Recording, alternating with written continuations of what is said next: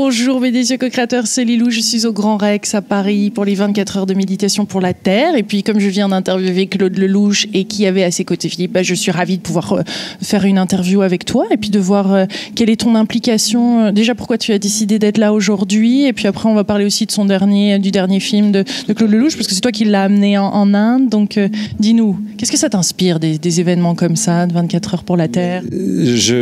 Beaucoup d'espoir.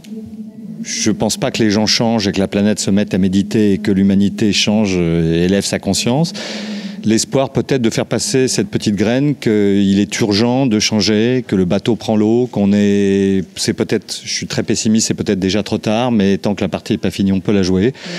Et donc je pense qu'il faut faire quelque chose. Et en fait c'est un ensemble de choses. Je suis pas là par hasard. C'est lié aussi au film de Claude. Enfin tout se lie. Voilà. Et là c'est toi qui l'as embarqué dans cette histoire. Son dernier film 1+1. Hein. C'est amoureux déjà de l'Inde. Le ciel m'est tombé dessus pour des raisons personnelles il y a quelques années et j'ai décidé de tout arrêter. J'ai lâché prise avec la vie et je suis parti en Inde mener une aventure qui m'a fait découvrir un pays que je ne connaissais pas. Et j'avais commencé un film que je réalise et que nous coproduisons avec Claude. Et à mon retour, je dis, laisse tomber tous tes projets, viens, il faut que je te montre un pays que tu ne connais pas, et surtout une Inde que personne ne connaît. Donc je l'ai tanné, mais en fait, je pense que c'est un ensemble de choses qui m'amènent aussi ici. Et j'ai décidé désormais d'agir depuis 3-4 ans en mon âme et conscience dans un sens. Et c'est le même sens qui m'a emmené en Inde, qui m'a emmené à lui faire rencontrer Ama ou d'autres spirituels et qui m'amène ici, puisque si je suis là aujourd'hui, c'est parce qu'Alain Michel qui monte cet événement m'a appelé il y a quelques temps en me demandant de l'aider à convaincre certaines personnalités ou certaines personnes de venir ici, que ce soit Paul Watson, Ama, Claude ou d'autres. Voilà. Qu'est-ce qui te guide alors? Ça vient d'où cette direction? Je sais pas, ça a touché mon cœur. Il y a un moment de conscience. Je suis devenu végétarien. Je perds du poids, mais c'est pas grave. Je me sens mieux. J'ai décidé d'agir en me disant qu'il faut protéger ce bonheur merveilleux qu'est cette terre et cette vie en commun. Il semble que les hommes soit poussé par un individualisme forcené, une appétence pour le pouvoir, et qu'on est en train de tout détruire, la joie, le bonheur, l'espoir, la vie pour nos générations futures, parce que je ne suis pas convaincu que les gens ont compris le danger qui guette. En aéronautique, on appelle ça un point de non-retour, c'est-à-dire à un moment, on ne peut plus revenir en arrière, c'est trop tard.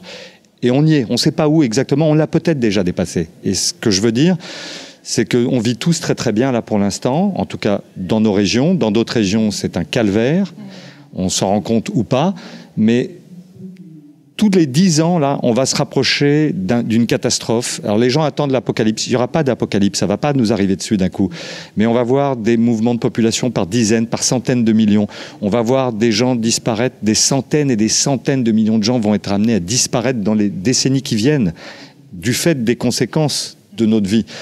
Donc là, ils vont légiférer et ils ne prendront aucune décision malheureusement lors de la COP 21. Je pense que tout ça est une grande hypocrisie, mais c'est au-delà du problème du CO2, c'est un problème de respecter l'écosystème. Il faut vivre en harmonie avec ce que cette terre, comme le dit Claude, le paradis sur lequel nous sommes. Il est temps désormais, il est urgent même de comprendre qu'il faut respecter les espèces sous toutes leurs formes. Je ne suis pas sûr que l'ensemble de nos frères humains le comprennent. Et en tout cas, les politiciens le savent, les scientifiques le savent, mais personne ne va vraiment prendre les décisions. Donc c'est à nous d'agir. Alors il y a quelque temps, j'ai aidé à monter le sommet des consciences, et ainsi de suite. Et on essaye avec d'autres... d'agir positivement. D'agir positivement, mais je pense que c'est à nous tous là, de se rappeler que chaque jour nous votons, chaque jour avec notre carte bleue, chaque jour avec nos achats, nous sommes des électeurs. On ne nous considère pas quand on vote.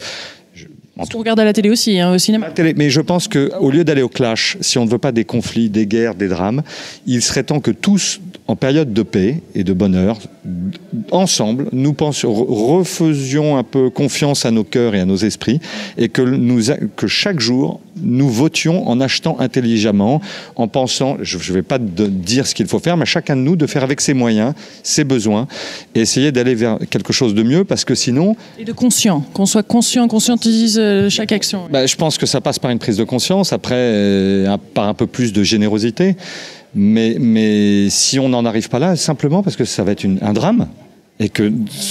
Si on ne le fait pas pour soi, faites-le pour vos enfants, parce que vos enfants vont morfler, si ce n'est pas déjà le cas. Ils vont souffrir, et en France aussi. Il y aura plus des problèmes d'eau, des problèmes de nutrition, des problèmes d'air, de pollution. Enfin, dans quel monde va-t-on survivre? Et il est très inquiétant, sans parler de catastrophes encore plus graves. Et donc c'est un changement de conscience, c'est un changement de paradigme, c'est un changement de façon d'opérer au quotidien que tu suggères pour rentrer dans un nouveau monde, dans 2.0 on pourrait dire.